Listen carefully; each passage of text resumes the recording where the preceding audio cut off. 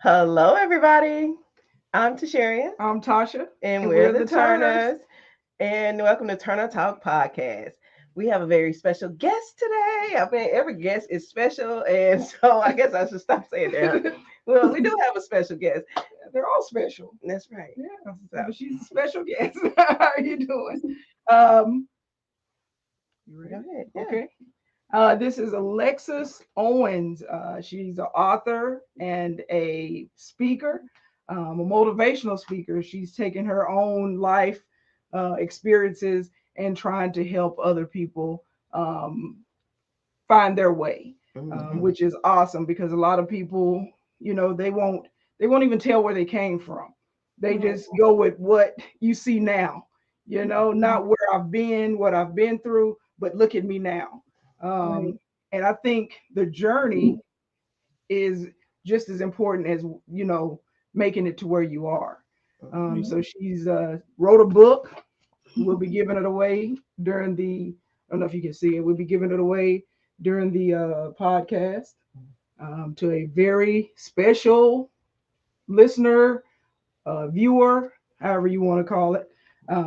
But we're gonna let Miss Alexis have the floor and tell us all about her and what future she has. Yes. Well, hello everyone. My name is Alexus Owens. I published my first book last June. So yeah, last year in June. That was a big accomplishment for me as well. I Yes. didn't know what I was Congratulations. writing it for. I actually was wanting to write a 24 devotional, and then God was like, I didn't say that. So I was like, okay. And so I ended up writing basically my testimony. I'm really big on holistic health. So I'm really big on nutrition and how to incorporate nutrition with biblical terms as well. And because I've noticed as I was writing my book and I was on my own holistic journey, I came to the realization that a lot of the foods that I was eating was taking a toll on my mental health, which was Mm-hmm. Mhm, also slowing down the healing process mhm, as well. So I'm really big on getting people, how do I put it?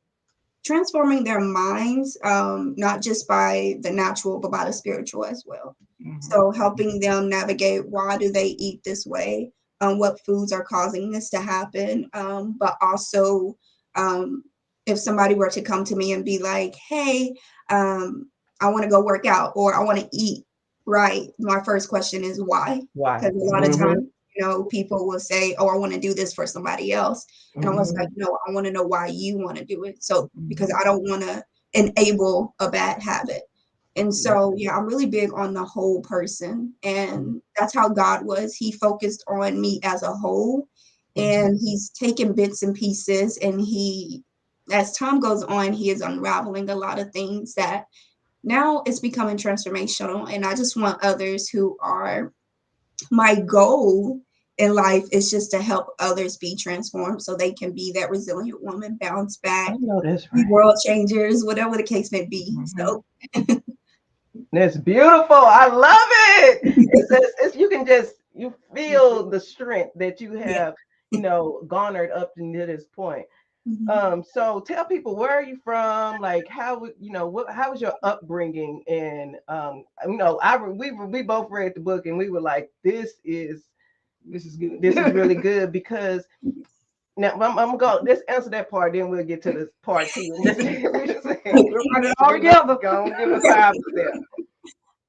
So I'm currently, well, yeah, I'm originally from Paris, Texas. I was raised there. I was born and raised there. Um, and then I ended up moving to Denton, Texas about 3 years ago for college. But then I ended up taking some time away. And I'm still currently taking some time away because I was just like, I don't know what I want to do. And Mhm. these people ain't helping me. I'm just wasting Mhm. money. And so That's true. that's how that went. But my upbringing, too, it wasn't. I had two different sides. I had my mom's side, and then I had my dad's side because they divorced at when I was young. I was like really young when they divorced. They divorced in 2003. So Mhm. my upbringing was a little dysfunctional.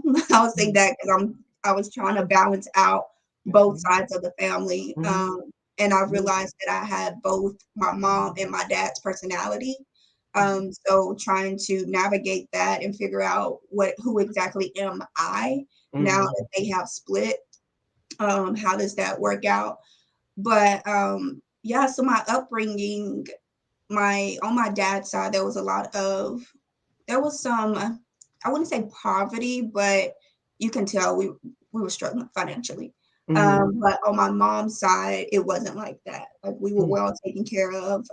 And so I got to experience both sides. I got to experience the poverty side and well, the well-being side, the one that was well taken care of. And I think that's how I was able to develop that balance Yeah. and not feel too like prideful or feel like I can't relate to that person because I'm like, I've been on both sides. So I know the case. So yeah, that's about me. That's good. I mean, and I like that balance keeps coming in because that's the root of everything and how Yeah. we navigate this earth on our Yeah. time and during our time here. Um, so you said what motivated you to write the book? Because a lot of times people get their strength and get their know what their vision and purpose is, and then they say, "Okay, I'm good." But what about everybody else that's going through the struggle or going through these Right. same things? And what made you say, "Oh, okay, I want to share this"? Or is it just like, yeah, So at first, I did not want to share it. okay, I because did yeah, not because it want to was. share it. Yeah, I Mhm, did not want to share it at all.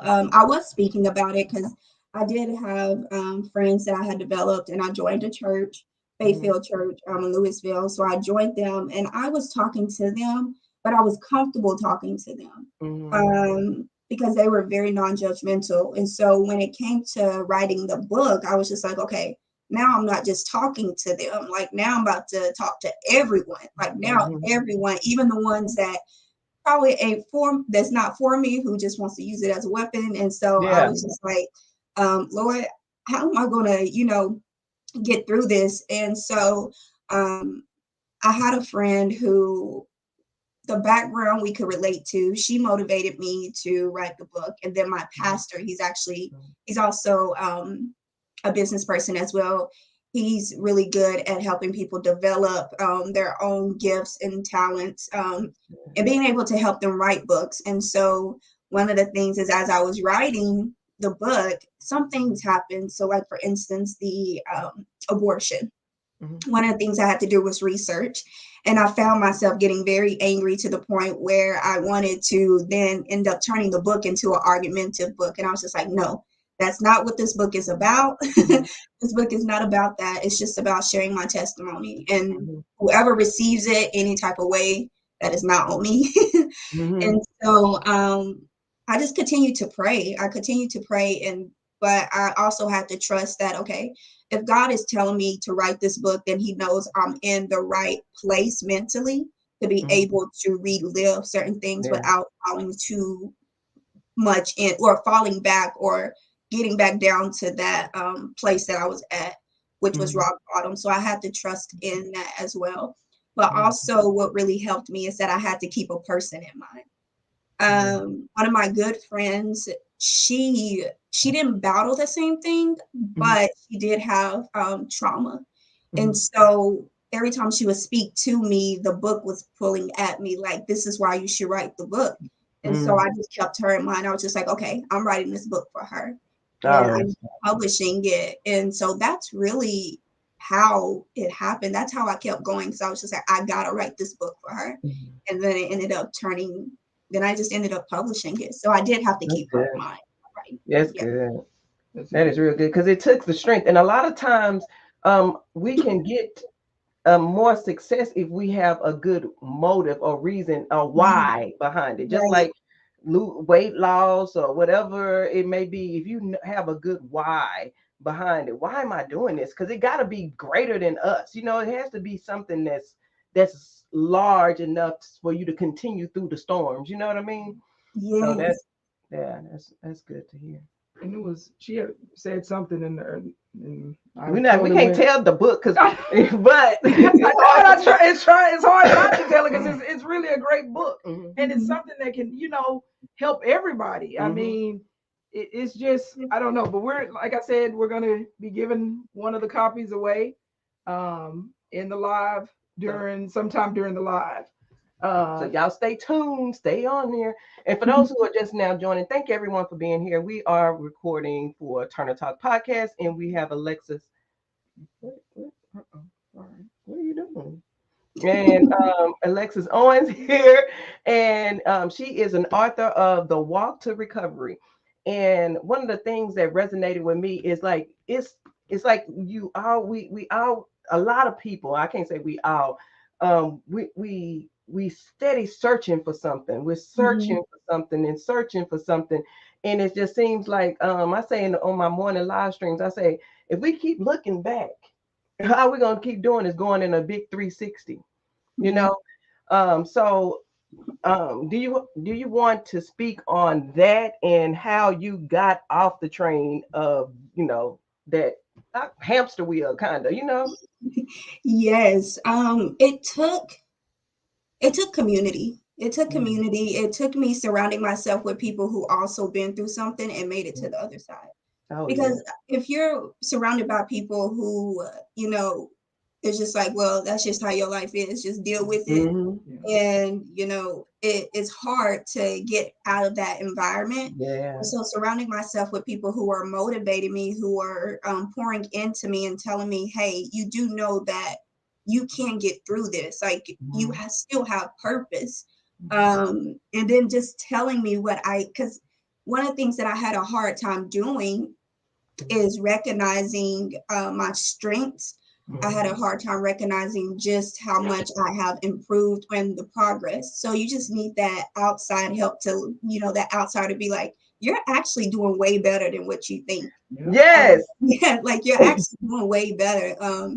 And so with that, it was just like a boost of confidence to be like, okay, I can actually do this. And one of the things that got me to not look back was really, I realized that every time I would go through something, I would post a video about it, but not in a way to just vent, but it was really just to help others. Once I started getting that feedback and other women were telling me, look, your videos are helping me, that's when I was just like, oh, snap. Like, they were right. Like, there is something in me that is helping others. And to be honest with you, that was one of my biggest fears. Like, I did not want to continue being in that headspace of, oh, pity me, or to the point where there's other people out there who are in need of my story as their solution. And I'm not giving it away because I'm just like, well, I just want to sit here and I just want people to feel sorry for me. And so, yeah, that's how I stopped looking back. I was just like, look. Oh, that is so beautiful. And you know what? Not only helping people who have their trauma, but to prevent trauma in the future. Yeah. Oh my, yes. And as far as your mom and your dad, when you started to write the book, how were they? Yeah, were they receptive? So one of the things that I was led to do is not tell anyone.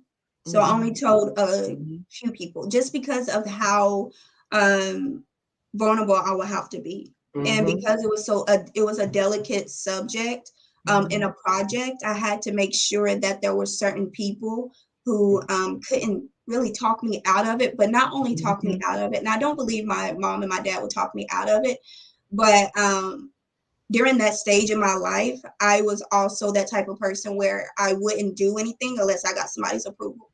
So if I felt as if somebody was going to be hurt by it, just by their tone or something, I would immediately I wouldn't even write the book.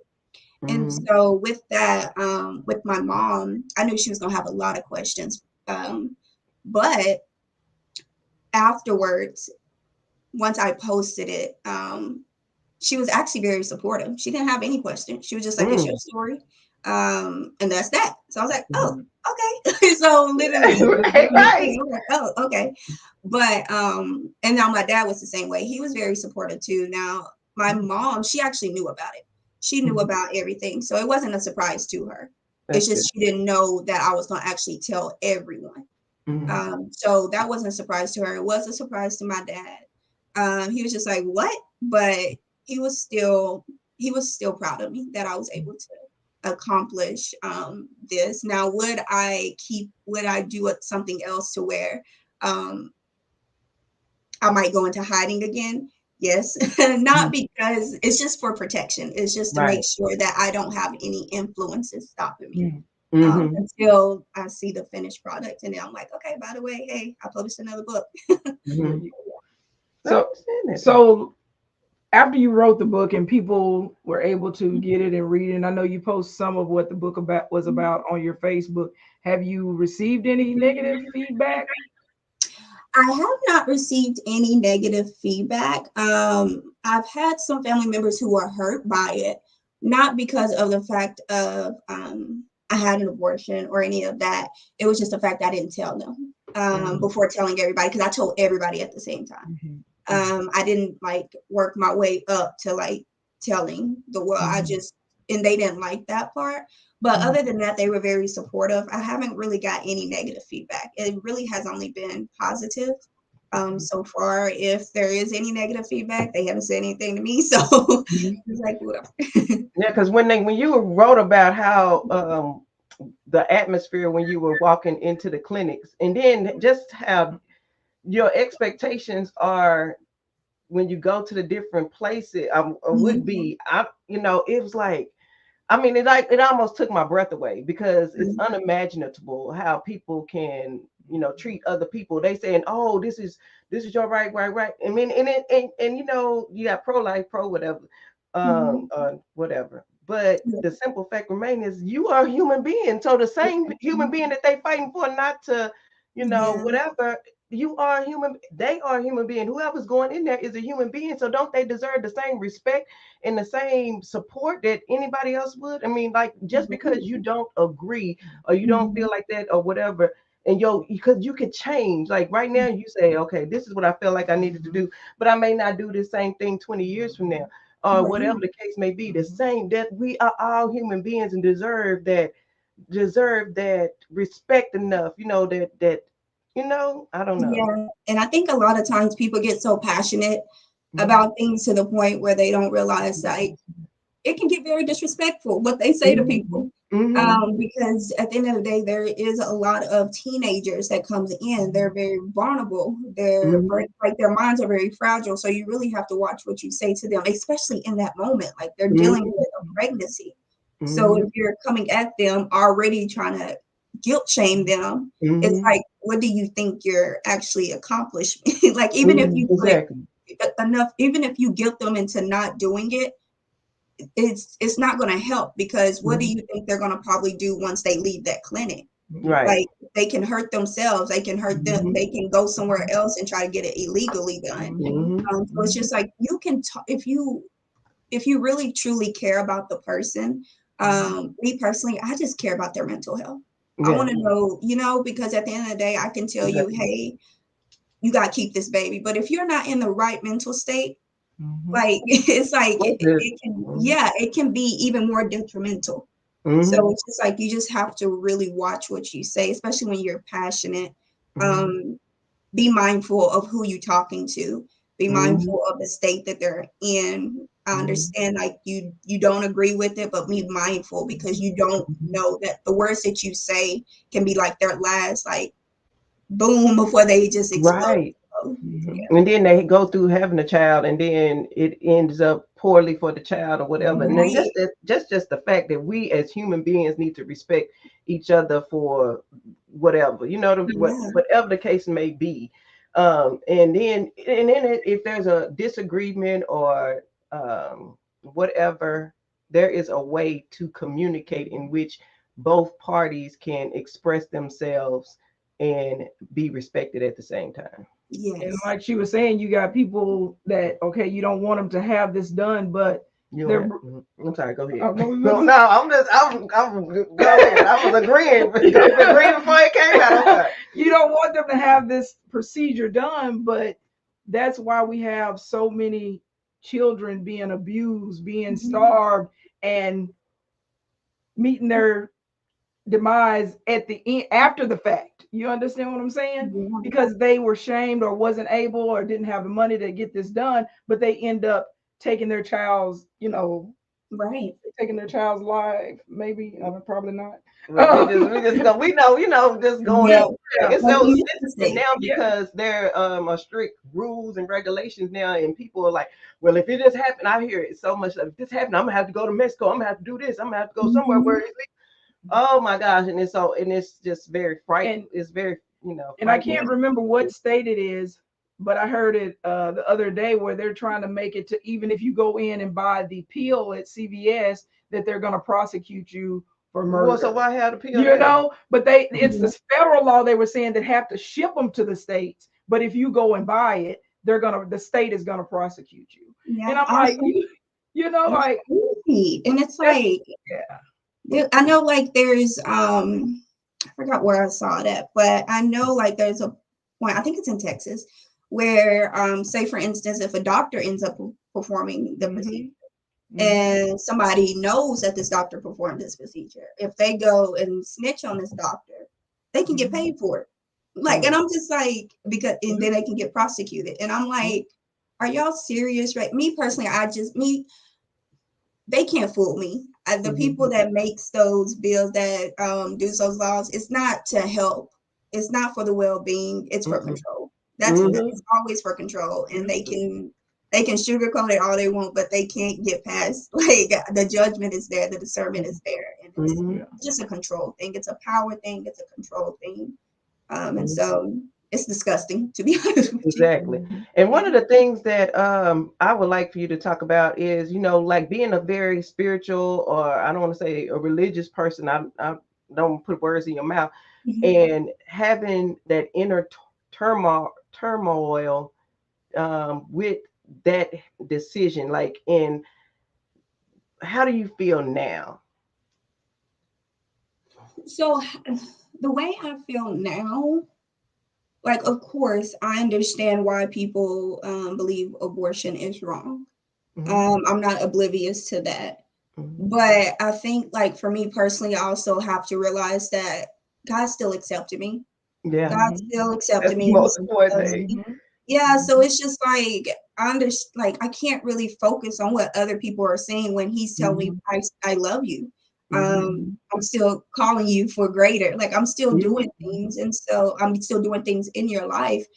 And so with that, when it comes to even talking about abortion or talking about the trauma, I mainly want to focus on the trauma aspect of it. So if anybody were to come to me, argue with me, oh, well, you say that you're all about God, but you had an abortion and all that stuff, I will walk away.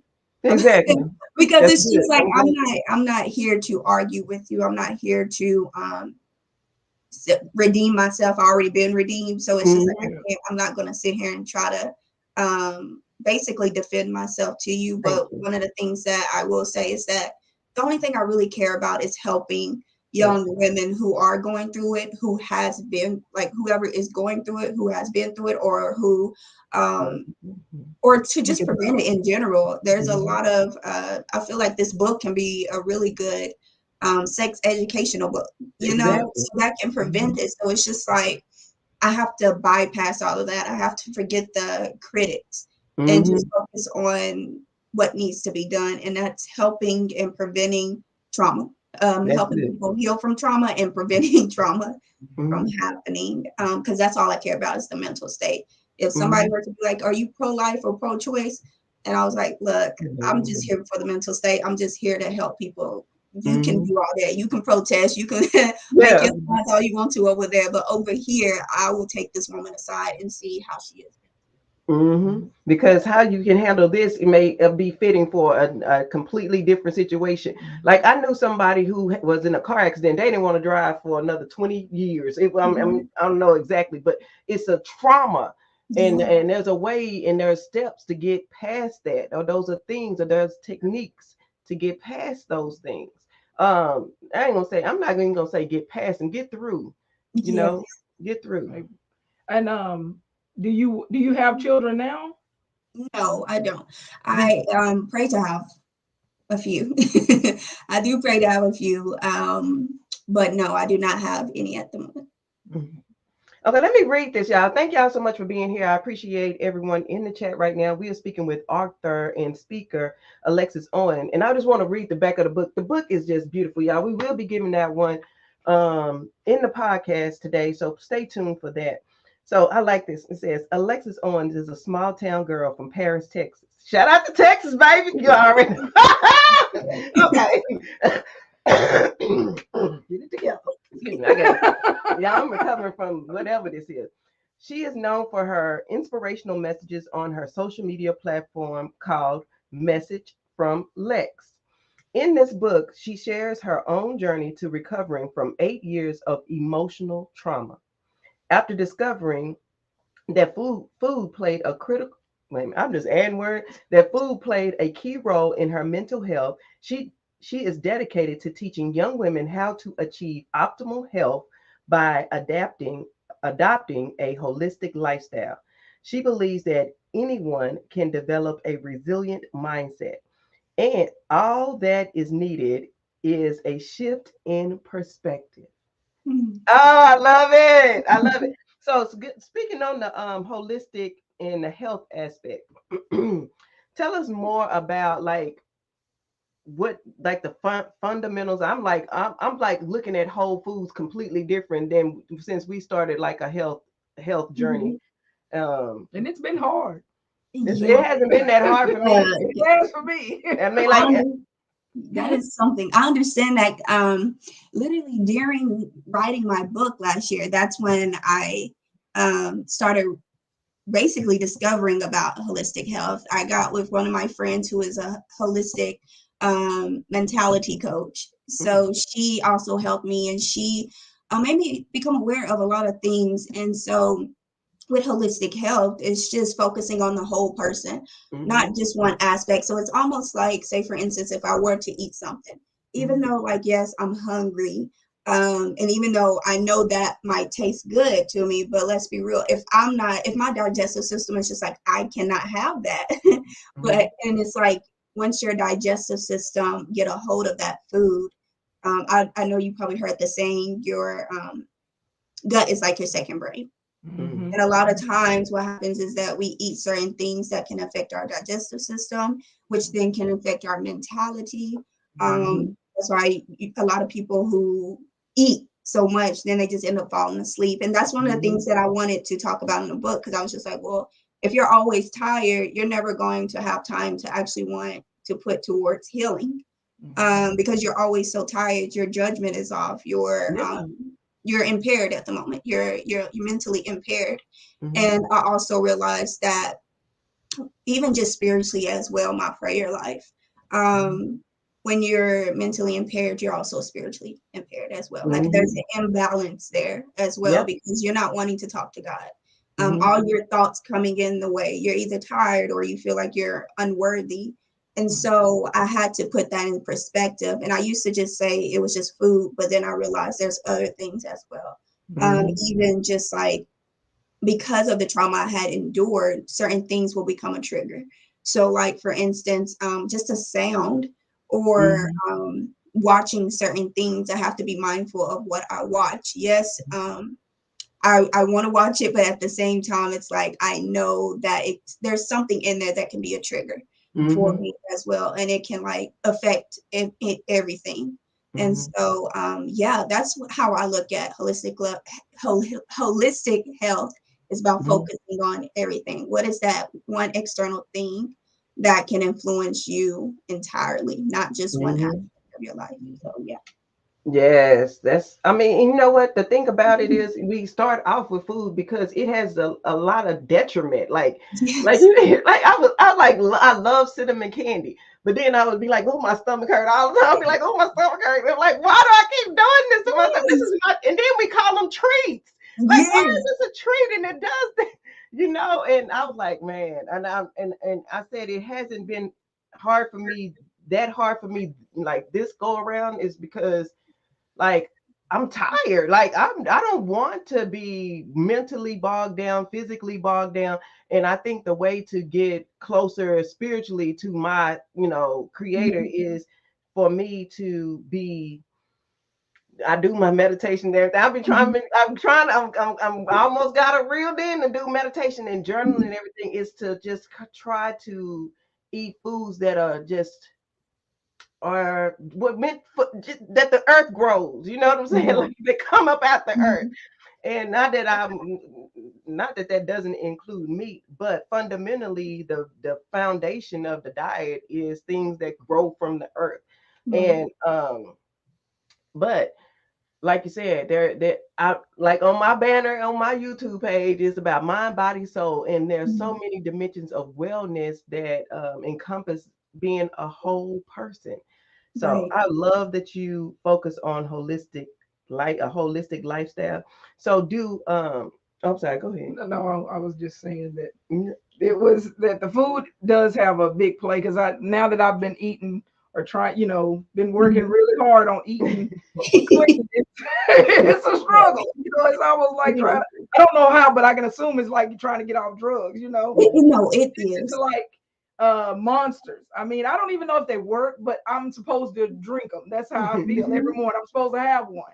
And if I don't, I feel like I'm not making it. But I feel less sluggish now that I'm not doing the monsters. And me and ice cream. I love ice cream, but I can't eat ice cream. It messes, like she said, my stomach talks to me, but I love to eat it, and it's just like I'm gonna just eat it this one time and then I'm not gonna eat it anymore. Yeah. And I'll go get it again, and it's the same thing. It's same thing. See, it just it's destroys. destroyed. Yeah, You're seriously. tired, you're weak, you just drained. But now that I've Right. been, I told her the other day that I don't feel as tired. I don't want to like take a nap during, the day because I don't have all of this I don't know, this heavy food, like Barbie fried food, hamburgers, French fries. I'm not eating all of that, so I'm not as tired now. Yes, it's really good. One of the things I discovered is like to determine like what foods mess with you, and also not overeating. You're basically holistic health is just you becoming self-aware, self-aware of a whole lot. One of the things that I discovered that I was very guilty of is that when I eat, I like to watch TV. I like to do something while I'm eating. But I recently discovered that the brain cannot process, it's a little far behind when you're chewing. So, like, your brain is trying to process every chew that you have. So, when it's all said and done, if you're distracted, what happens is that your brain does not signal you in time that you are full. And so then you become overfull to the point where now you're just like, oh, I can't even move now. Right. Yeah, so it's just like letting your brain also process it by not being so distracted. And it also allows your brain also is allowed to signal whether or not this food is something you probably should not be eating as well. That's something I discovered, just a quick tip. And it's hard because today I went to Albertsons and the little Girl Scouts were standing out there. And, and I didn't want to look at them, because they running up to you. Do I buy them because I feel sorry for the little girl, or do I buy them because I really want these little peanut butter sandwich cookies? I'm just trying to fight it. The devil's on one side. Now you're hearing the voice. You ain't supposed to be eating that. Right. I just had to let go and let God. I just went on in Albertsons. Yes, those Samoas get me. There's literally one. I was thinking about that. I was just like, Lord, one of the things that I understand, like I gotta cut back on the sweet because chocolate and anything with chocolate. Man. And Samoa has like the chocolate drizzle on it. And so I was just like, you know what, Lord, just don't put any Samoas, please. I don't even think about Samoas because I was thinking about it. I was like, I don't even want to think about it. I literally come home yesterday to a box of Samoas just sitting on the table. It was meant for you to have. Look at God. Won't he do it? I was just like, look here. I got so mad. I literally mugged. And then I just walked straight into my room. I was like, I ain't going to look at them. And then I did. But they only come once a year. It's not like all season. You start talking to yourself, man, it's only once a year. We can go ahead and do it. Get yourself into it. But I love my sweet. I love my bluebell ice cream and cookies and cream. But it just destroys me. And I was like, oh my gosh. And every time I think about it, I said, and I had to start journaling to actually really see, you know what is it about this that I really like? I like the taste. It tastes good, but it's also this habitual thing. It's a habit. So how do I break the habit? Yes. And I like what you said is, less distractions while you're eating. And also they say less distractions when you're working out. It helps you stay focused and get what you want to get done. Mm-hmm. And they say, oh, you need to chew your food like 30 times. Well, if you are not doing something, I'm telling you, I've been counting 30 about 50 times trying to I don't stay even think I focused. chew. I have mine is half And chewed To be up. honest with you, yeah. I mean, to be honest with you, I make sure that I chew thoroughly, but I don't think I chew 30 times. Yeah. yeah, right. I'm like at that point, I'm just like, you know what, I'm done. Like, I don't want to eat. I know, right? Yeah. And but that's the thing, though, because our Yeah. bodies really don't need this amount, and that's what every other country says about people in the United States. Like they like, I cannot believe the portion size. This is insane, Yeah. and especially in Texas, shoot, the bigger the yeah. We You're like to not say even, that. you're not even going to the restaurant if they don't give you the right portion. You feel like you Right. paid for. I be like, I can't believe I paid my $10 for You only this. got me. This is a $2. This is a $2 plate right here. And your stomach is just like, what you talking about? That's what I can handle. You know? And it's sad, but that's what. But food in America became comforting. People say food is a comfort. It's a comfort food. What is a comfort food? Because everything do we just eat to feel good? Then you don't feel good after you eat it. So it's Yeah. like an all mental game that we have to break the cycle and the habit of all of that. And it's hard. And that's what you are doing is helping people break cycles. You are helping Yes. people deal with their trauma instead of letting it manifest in then okay, you walking around, half of people walking around with ulcers and Diabetes, yeah, and high blood pressure. that stress that from this trauma eating you alive is basically eating you alive. The stress is eating you alive. So your message from Lex. So you said, okay, I just put this out there, and then people started responding. Like, that requires so much strength and so much. I don't even know the word. Courage. That's the word I was looking for. Thank you. That's the word. Welcome. So are you? Well, I can't ask. I want to ask that.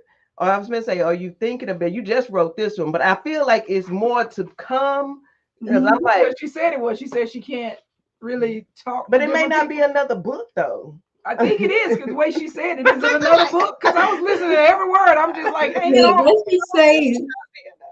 That I'm addicted to writing. I'll say that. It's like once I start, it's like I can't stop. So yes. Because I feel like a workbook, like a workbook, maybe a journal, some type of journal you come up with, something like that. I do desire to write more books for sure. I feel like this was just I see this book as a foundational book, just for people to understand why I'm doing what I'm doing. And then after that, it's just building on top of that. So that's what I look at. And so, yeah, with that, I do desire to write more books, for sure. Because it was very relatable.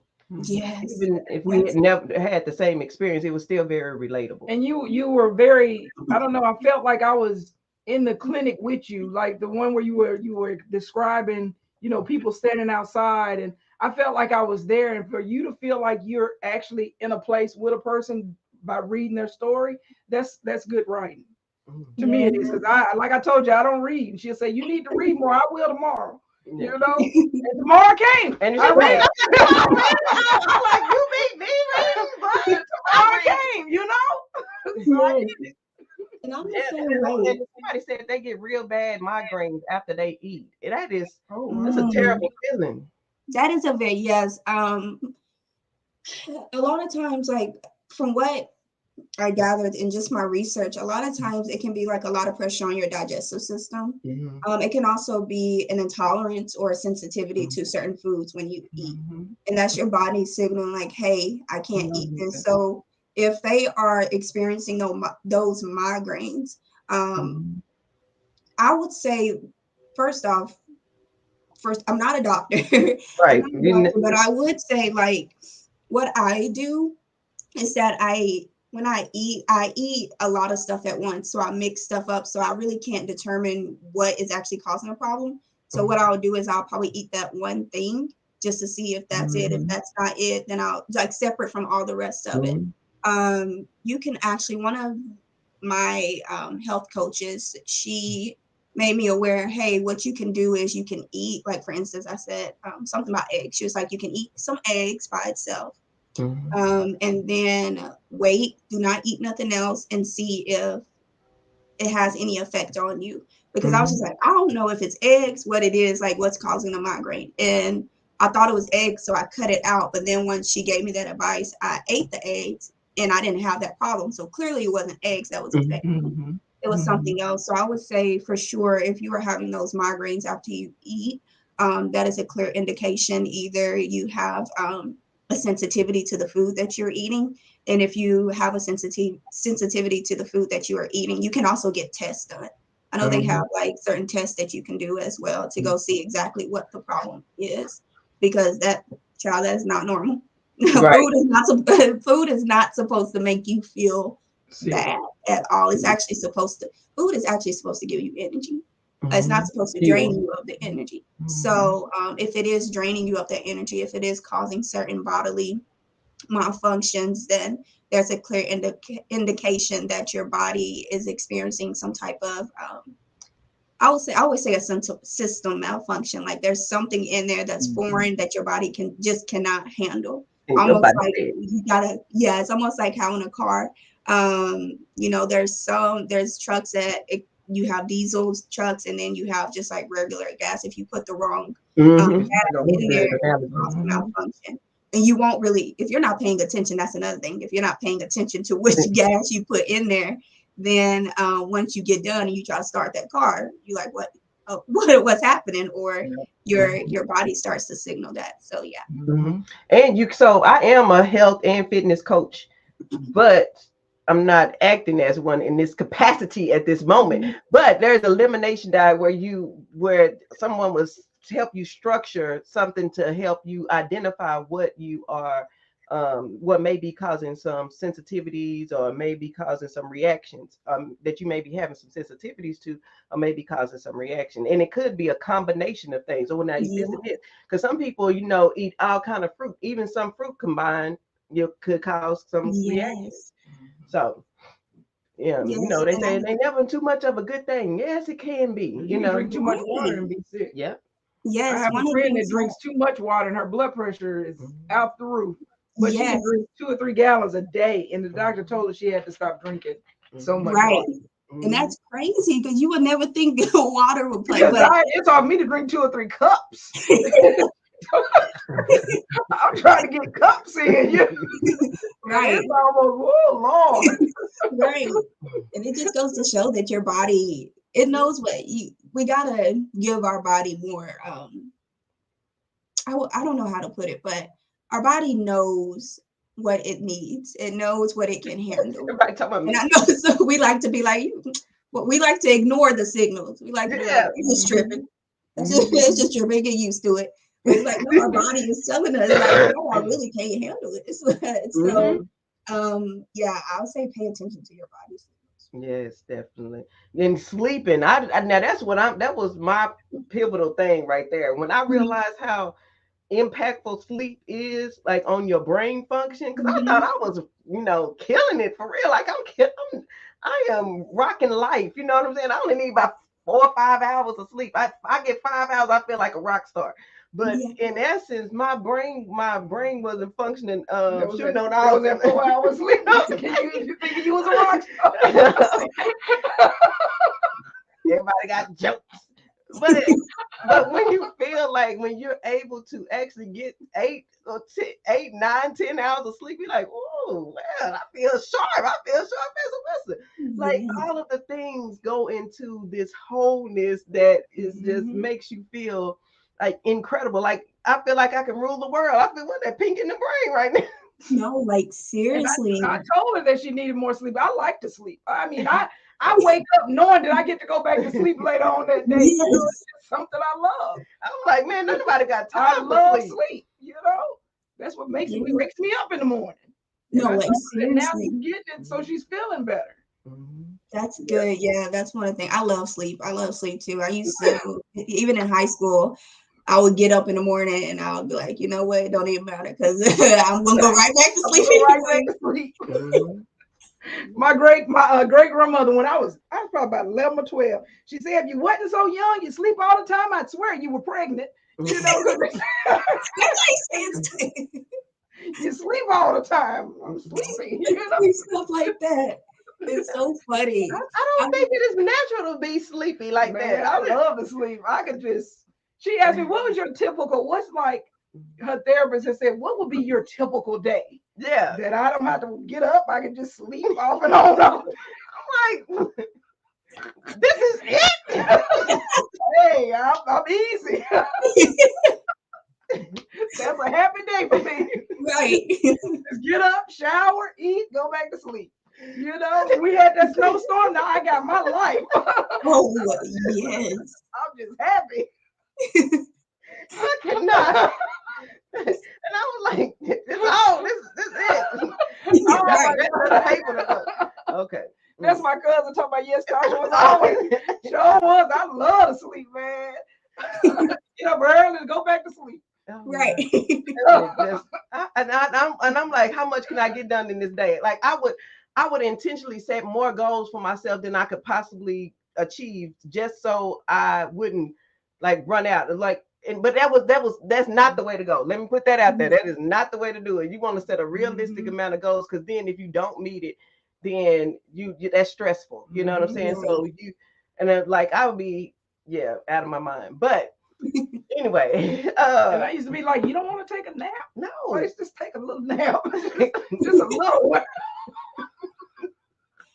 If we take a nap, then I could do what you want me to do later, you know? And she had this list of stuff you needed to do. I ain't even got the energy, like, to do all of this. You don't even have the energy to write the list.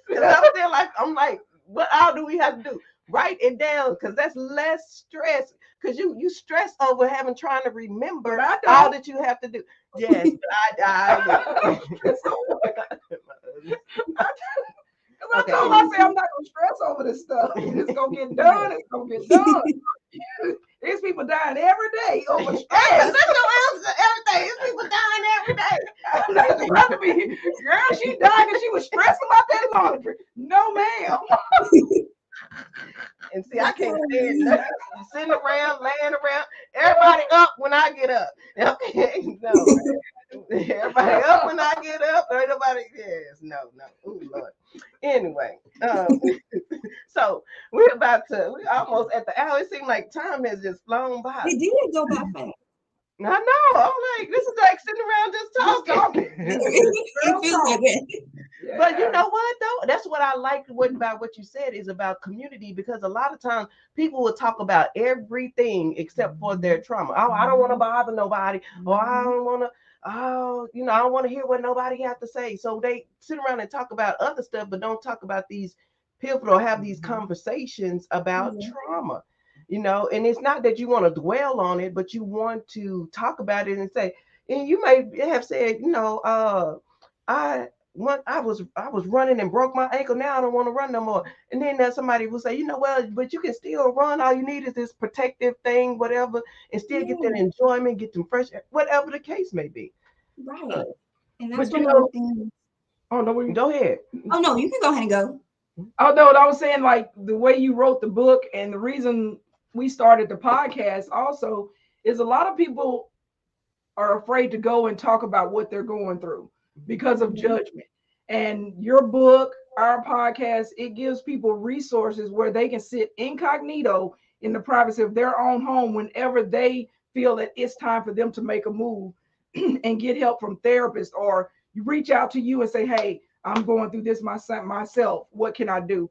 And it's so important for people to have some type of outlet, because that's why we do have, people hurting themselves in the way that they are doing. Yes, that is true. I'm really big on community. Just because of the fact that, when it comes to social media and all of that stuff, it's like you can't really, a lot of times social media plays a huge factor in other people's decline in health and mental health and stuff like that. So I feel as if, social media has taken over. And a lot of things that are on social media is hindering people than improving. So being able to have like your podcast, have people speak on social media, have a platform for other people to go to that that is inspiring, that will transform their minds, and not cause them to be a certain way. In other words, be somebody that they're not, or feel like they have to go back into hiding. I feel like that's very important, because I feel like we're called to take over. The truth is called to take over social media, right? Because the lies has been filtering in, and I really truly believe community is the best bet. I know, like, we get scared, we get fearful because we're just like, well, how is that person gonna perceive me? Or there has been moments where people might be like, oh, well, maybe my trauma or maybe what I am going through is actually too big for them. They probably not able to handle it, but it's just like, you will never know until you tell them. Right. You never know until you actually tell them. But at the end of the day, you're not meant to hold all of that on your own. Even Right. God was about community. He was Had his even about disciples, honey. yeah, he was even about community. So it's like you have to allow yourself to be able to be transparent. And that also comes with surrounding yourself with people who is willing to listen to you, not to critique you, not to just be nosy. There are a lot of people who can pretend like, oh yeah, I care about you, but really they just trying to Get be your nosy. business. Yeah, they just want to get to like be in that. And so having that outlet, or even just through social media, even if you're not even like on where since we're being able to talk to each other, there's sometimes where I can be touched by someone from social media and I'm not actually talking to them, but it feels as if you're actually in a conversation with each other. I feel like that's very important. Meet people where they're at. You don't have to actually be in the same room. And a lot of times that will have people be more transparent as well. So yeah, I'm really big on community. I had a family member tell me one day, it was after one of our podcasts, and he was like, "This is a deep podcast." He said, "I got a friend that's going through, and I don't know how to help her, but I'm going to give her y'all's podcast so she can get, reach out and get the information she needs." So that also helps people. You may know somebody that's going through. Right. That's why I say you and people like, for different reasons don't share stuff out, but some you never know when you sharing who may be in need of whatever you're sharing. Because especially if you find it enjoyable, I mean, enjoyable, useful, helpful, whatever the case may be, somebody else may. And if you not be like, well, you know what, it's not for me, but maybe somebody else. So I'm gonna ask one more question. So you said that you're a pastor. A lot of people suffer from church trauma, pastor trauma, religion trauma. So do you have like any words for those people who go through or have gone through that, going through that, and still need that sense of community, and how you found your, community in your church? One of the, to be honest with you, I just kept searching. I kept searching. That's one of my biggest things. I kept searching. I actually, my church that I found, one of the girls that I went to high school with, she ended up going there. So that's how I discovered that church. But I would say just keep searching. I know that it's hard because you're just like, well, who can I trust? I went to the church and these people were supposed to be, they say that they have the Holy Spirit. They're filled with the Holy Ghost. And they're supposed to be acceptive. They're supposed to be kind. They're supposed to be gentle. But they did not present those fruits that they said that they were supposed to be presenting. And so with that, I feel as if continue to search. Even I understand like you have experienced church hurt, but not every pastor is the same. Exactly. Not every church is the same. And I don't like, I don't like that. I don't like when that happens because people do, and that's another thing, people do come for help. And you're in that position where you're supposed to help them, not turn them away. You're not supposed to be convicting them. You're doing somebody else's job. At that point, when you're trying to convict people, you're doing somebody else's job. And it's time for you to be who God called you to be. He told you to accept others. He told you to allow him to recounsel others through you. And when you do that, you're not allowing him to do that. And so you're basically rejecting the works that God is trying to do through you as well by putting your own pride, putting your own opinions towards someone else and saying, well, you don't belong in a church. You know, you don't belong in a church. So therefore, and it's like, who told you that?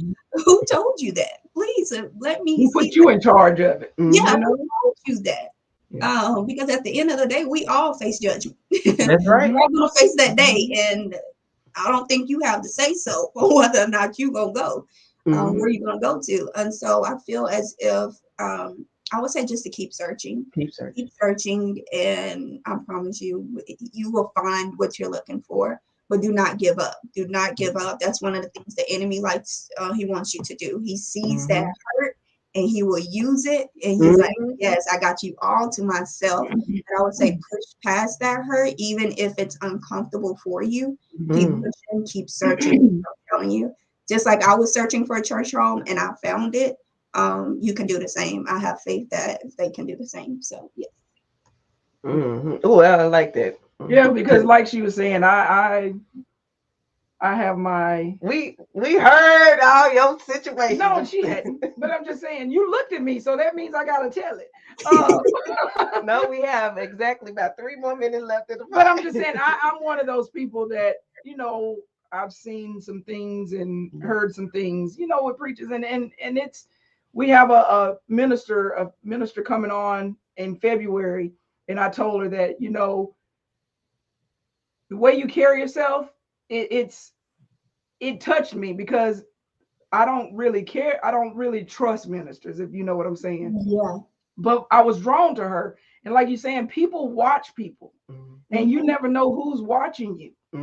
And I'm one of those people. And I told her, I said, I'm going to be honest with you. I don't care for preachers, but it was something about you that I found that I could relate to, and I enjoyed listening to whatever you had to say. And there, like you say, you will find that person that church home that will turn you around. Now, I'm not gonna say I'm gonna go to church every Sunday, but you know, I'm not gonna get that deep. Like he can meet you wherever you at. He can meet you wherever you at. I did find somebody that I felt was the real deal, and wasn't about show. And then when she started telling me about her, I was like, oh, okay, I've been looking forward to yeah, because it's hard for me to say yes, honey, for real. So you know you have to be doing something, the work of God. No, like literally allowing him, and that's the thing. If we just allow him to work through us, like that's it. Because at the end of the day, he knows what that other person is needing. Even if you don't know, you can say something that he probably tells you to say. You just like, I don't even know why I'm saying this, but he knows that you need to hear it.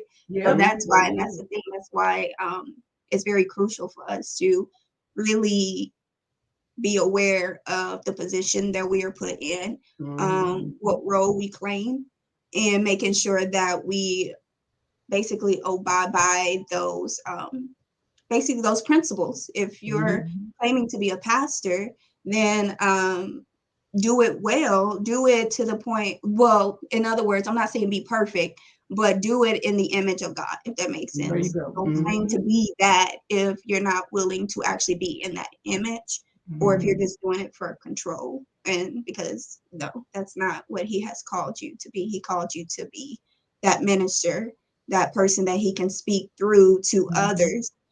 So that, because at the end of the day, he doesn't want any of us to perish. And that's really what it's all about. He's trying to get people to come to him. And when you basically, to be honest with you, it's false image. It's a false image. You're basically putting on a lie about God when you're saying, oh, well, I'm this.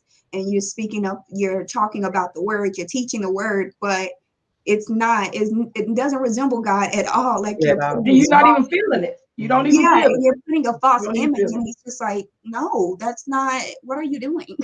Exactly. And my thing is, if you have to go around constantly telling everybody that you're saved and you're filled with the Holy Spirit, who are you trying to convince, me or you? I should be able to see that on how you carry yourself, how you talk, how you walk your daily walk. You know, you shouldn't have to tell me that. I'm going to know it. Yep. You don't have to say it. She always say like, I'm good cop, she bad cop, because I'm like, she's like, you know, you nice, she's like, but I'm like, you it says, you know, you may be entertaining angels, so I always try to treat people. You know, some of them ain't angels. It don't matter. I'm just saying, but it may be. I don't know. But my job is my spirit. Tell me that. But I'll just say I'm going to stay consistent and let the world. Because I, you know what I see sometimes. It's like me coming through and like the road. Oh, baby Jesus. No, the road like being destroyed behind me. Because I ain't worried about that. You know what I'm saying? It's up for them. If you mistreat me, that's on you. Not on me. Because that's going to be I'm going to have to deal with me mistreating you. You know what I mean? Yeah. So, but this has been quite. Yes. Yes. I see a glow in you. She changed you. You know what? I love talking about empowerment. You know, you empowered, and what she said, don't give up, be resilient, have that tenacity to do whatever it is that you're trying to do, whatever you're trying to get through. And one thing we can't do is just forget about it, because you're not going to forget about trauma. You're not going to. You got to go through it. You got to get through it, and it lays dormant until it comes up again. Yep. And you never know when it's going to come up again. Yeah. You're okay today and about to lose your mind tomorrow. You got to face it. You got to be like you got to face it. If you don't, it's going to show up in everything. It's going to even show up in your kids. So it's like you got to face it eventually. And like we tell people, even when you do seek therapy, and we was talking about to a couple of therapists, when you do seek therapy, if you're not truly honest during therapy, they can't help you. They can't. Because a lot of people lie in therapy. Oh, you trying to sound No. Because I told her I used to lie in therapy. Oh, no, this ain't anybody even remember that, did you? I used to lie all the time. See, I didn't know that. Well, I'm about to call your therapist. No, I'm talking about this was years ago. Okay? No, but I'm saying, this is other people that I know, wasn't true. And it wasn't that they were lying. They just didn't tell the full fact of it. And if you don't have all the ingredients, how can you bake something? Bake a cake. If you don't we're not mind readers. We're not mind readers. Exactly. That's so, right. That's right. They have to understand that. So yeah. Yeah, because I used to be like that because I was still embarrassed, but that meant that I hadn't been truly put with the proper therapist, because now the last two therapists I had, I done bought them out, boy. They be like, girl, you was something else. So as we start to conclude the podcast, we will be giving one of these away today. So for those that are still in the, I would just keep some things to myself. I didn't want to be whatever. But and it's so funny because I always say we can say something 1,000 times, and somebody else says the same thing just once, and they be like, "Woo!" Somebody say light bulb on, and they have this moment of transformation, motivation, inspiration, and it changes their lives forever. So we're so grateful that you chose to spend this time with us, because you didn't have to. You've helped a lot of people. Yeah, I'm telling you, you helped me with the book. Everything is like I'm not. It's just like I feel so healed already. But every time I see something, or read something, or hear something that is a triumph story, a testimony, or whatever, it just makes me feel even more. I feel like I'm connected to you, and I don't even know you. You know what I mean? Yeah. Like part of your healing heal me. I mean, impact me. Yes, and I'm very honored to be here for sure. And that does mean a lot to me. I always tell people your journey can be someone else's solution. So there you go. Let's get through it, because you're not just getting through it for you. You're getting through it so that other person can see, oh, she got through it. Now I can get through it. So how you made it over. Yes. We do have the link to purchase the book in the description. Her Instagram and Facebook in the description. I didn't realize you had a YouTube channel too. I do. I have not been on it though. Yes, but I do have a YouTube channel. It has like my from when I first started Message from Lex, those videos. So there's none that's new. And that was probably about like 2 years ago. But I am thinking about, well, I know for a fact I'm about to start doing YouTube again. I just don't know when, but I know that's probably going to come back up again. So yeah. Okay, so that's good. I'm going. We're going to. Well, how we want to pick a number? She would pick a. Well, she would think of a number, and they pick a number between whatever she say. Okay, between pick a number between 1 and what? 2 million. Oh. We could say, to make it easy, we can probably say like 30. Okay, 1 and 30. Number between 1. No. And I want to give a shout out to my cousin, Miss Pinky from the H. She has been in here working, giving shout outs to everybody coming in. Look at you. You need to make her a what is it? Moderator. A moderator. Hey, cousin. Now, this book is like I said, it's on Amazon. However, we are going to give one away today. So all you have to do is pick a number between 1 and 30, and you can roll it right now. And so I was about to say, I don't even have to ask how do they find you on social media, because we do have it in the description. Do you have any final words, or can you see the numbers come in? I don't think I can. Okay. We have 19, 25, 4. Keep on coming. You can do guess as many times. 7. And if you win the book and you're not a big reader, I'll read it to you out loud. I'll call you something. I'll read it to you. I'm not a good reader either. Number 6. Is that it? Stacy. Hi, Stacy. Oh, okay. Actually, I see them now. Yeah. Okay. But and then also, like, this is one of the books that I'm gonna read and I will probably gift as well. Like, this is really a great book. If you know somebody who may need it, it is real good. And then it's well written and easily read. It's not a hard book to read. Are they getting close? Yeah.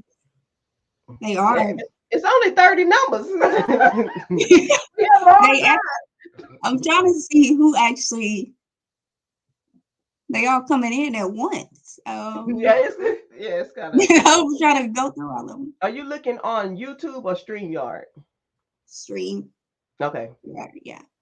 We got an 8, 14, 29. So what was?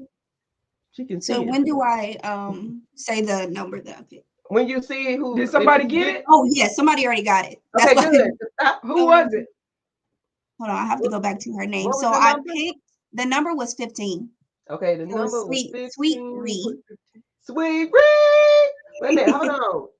Wait a minute, let's see. Hold on. Let's make sure nobody. Or did somebody? Oh no, somebody else said 15 too.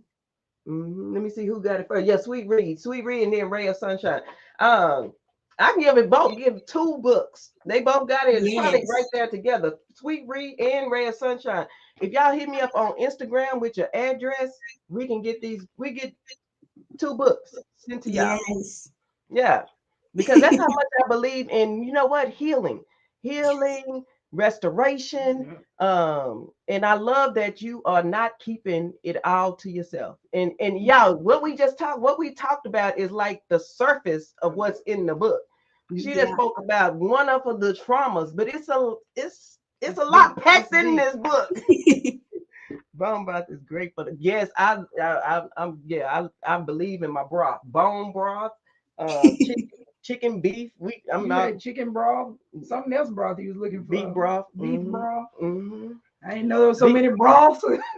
Yeah, it's restorative. It's a lot of broths. Any final words for the audience? I would just say continue to push through. No matter what you're going through, continue to push through.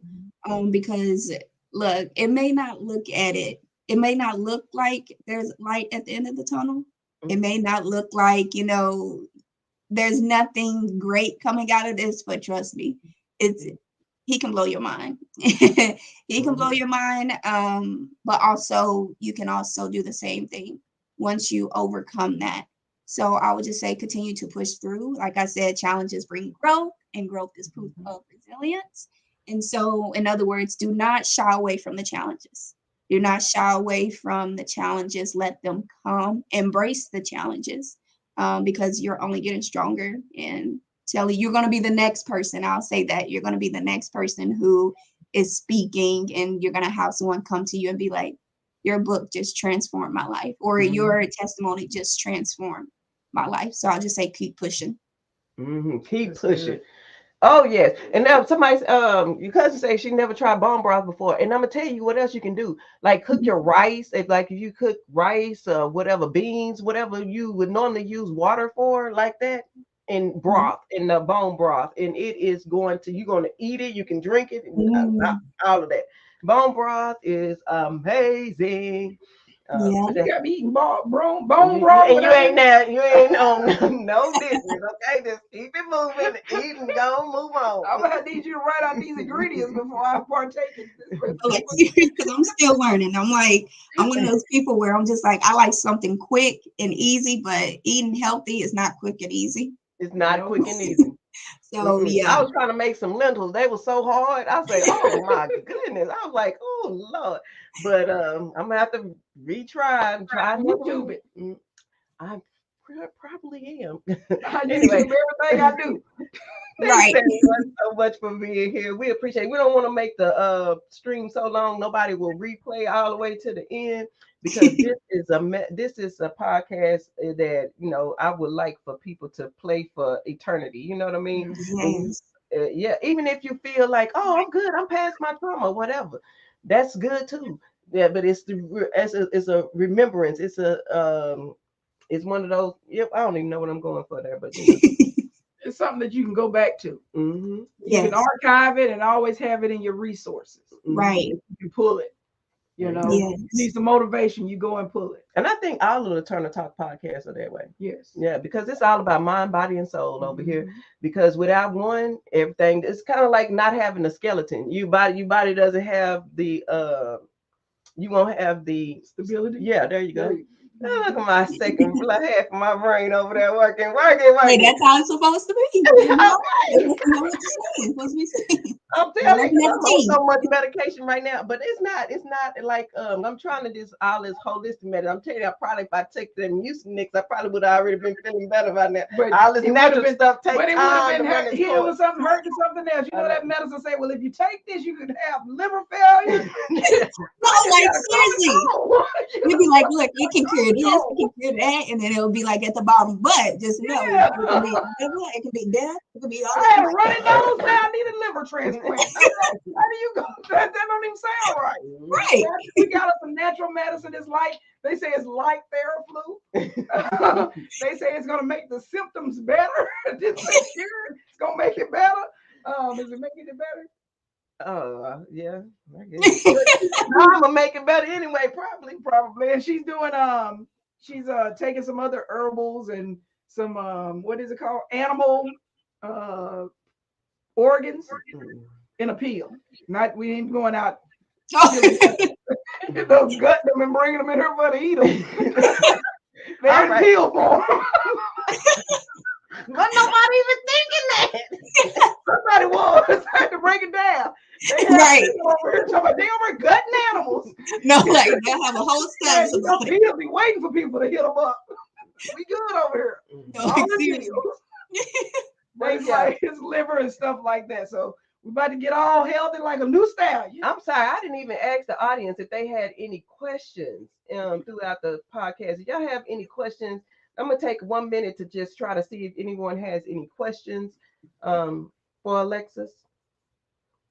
And before we get out of here, but I appreciate everyone for joining. Those who came in, stopped in, still here from beginning to end, live in full effect in the chat, in the bushes, and those that are watching on the replay. Can't do it without you. We have 43 thumbs up. I appreciate you.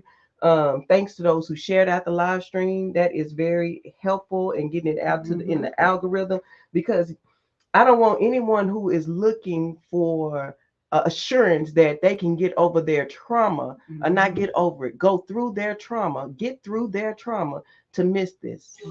So I was trying to go to it on Facebook. I didn't even make it public to have like I was one. I keep forgetting like 3/4 into the. She getting used to Facebook. I don't understand why they don't just it should be automatically Mm-mm. public. You have to go Yeah. and do it. Yeah, that's ridiculous. Mhm. I didn't have Yeah. to. But anyway, so once again, we appreciate you. Anything? No, I just want to thank you for accepting the invite to be a special guest. It meant a lot. It meant a lot. Yes, You've I'm helped a very lot of honored. people. Yes, I'm very Really. honored. And when I you know hope- your next book, we'd like for you to come back when you're winning the Nobel Prize. We want you to. And we Okay. say, hey, can I'm you already claiming it now. I'm already claiming it now. I'm like, yeah, that's mine. There you go. Mine. There you go. Mhm. So Yes. I really appreciate it and thank you a lot. You're welcome. I'm very honored, and I most definitely will accept to come back. For sure, because I really enjoyed it. I love the atmosphere. I love being able to just talk as if I'm not talking like I'm at a meeting. Right. There you go. Like, you know, And I that's how love we it. are. We just it's conversation. Yeah, that's all it is. All right, y'all. We'll see y'all in the next one. Peace. Peace. You're supposed to do something cute like Me do something cute. That don't even sound right. Okay, do it with me. Do it. No, do it.